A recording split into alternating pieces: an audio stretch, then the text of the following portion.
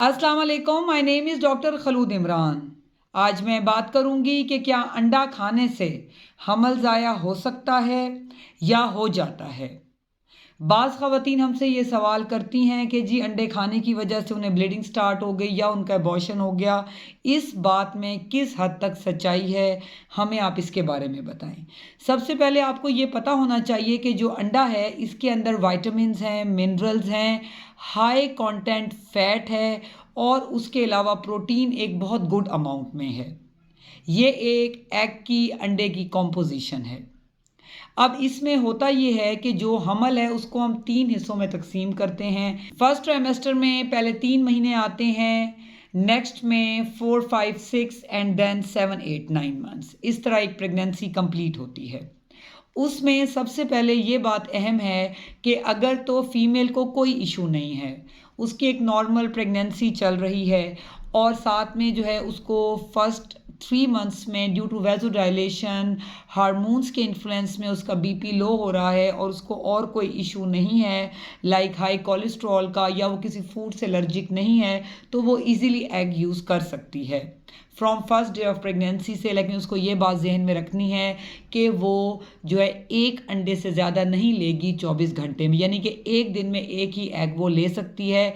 वो उसने कैसे लेना है मैं ये आगे चल के बताऊंगी, क्योंकि जो फर्स्ट 3 मंथ्स हैं वो बहुत अहम है बेबी की डेवलपमेंट के लिए। उसमें उसको विटामिन्स भी चाहिए, फीमेल को गुड कंटेंट ऑफ प्रोटीन भी चाहिए और फैट भी चाहिए। तो एक एग कंप्लीट डाइट है। इसी तरह सेकंड और थर्ड ट्राइमेस्टर में भी क्योंकि बेबी ग्रोथ होती है, मदर को भी हेल्थ चाहिए, तो उनको हम कहते हैं कि आप और गुड फ्रूट्स के साथ एग भी लें अगर उनको कोई मेडिकल इशू नहीं है। लेकिन अगर फीमेल को जो है वो हाई ब्लड प्रेशर है या हाई कोलेस्ट्रॉल है, तो इन सूरत हाल में हम अंडे से मना करते हैं कि आपने एग नहीं लेना थ्रू आउट प्रेगनेंसी, तमाम हमल में नहीं लेना। क्योंकि जो हाई कोलेस्ट्रॉल के पेशेंट्स हैं उनमें अगर हाई फैट डाइट ली जाए तो ऑटोमेटिकली कोलेस्ट्रॉल और हाई होगा। जो बैड कोलेस्ट्रॉल है एलडीएल वो हाई हो जाएगी और ऑटोमेटिकली फीमेल का बीपी भी शूट कर सकता है, फीमेल टूवर्ड हार्ट अटैक भी जा सकती है। इन तमाम जो है वो इन्फ्लुएंसेस की वजह से जो है प्रेगनेंसी में ब्लीडिंग भी स्टार्ट हो सकती है, अबॉर्शन भी हो सकता है और फीमेल को फिट्स भी पड़ सकते हैं। ये तमाम इसकी कॉम्प्लिकेशंस हैं।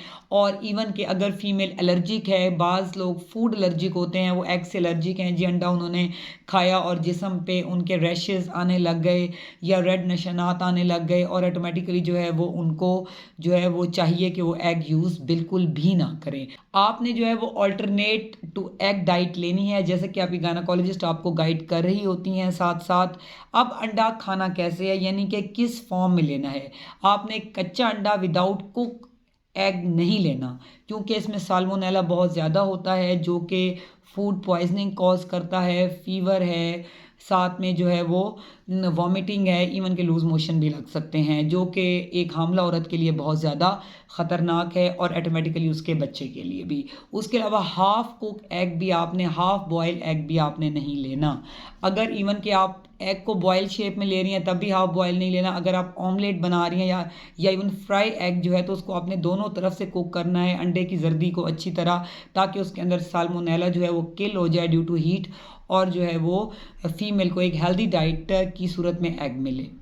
तो मैं उम्मीद करती हूँ कि मेरे सेशन से काफ़ी हद तक आपका कॉन्सेप्ट क्लियर हो गया होगा कि एग जो है वो एक हाई कोलेस्ट्रॉल के पेशेंट ने, हाई ब्लड प्रेशर वाले पेशेंट ने और फूड एलर्जिक टू एग वाली फीमेल्स ने नहीं लेना, ताकि जो है फीमेल ख़ुद भी हेल्दी रहे और ऑटोमेटिकली उसका बेबी भी हेल्दी रहे और उनकी एक हेल्दी प्रेगनेंसी गुजरे और माँ और बच्चा दोनों सेहतमंद रहें। Stay safe, stay healthy. Thank you so much. अल्लाह हाफिज़।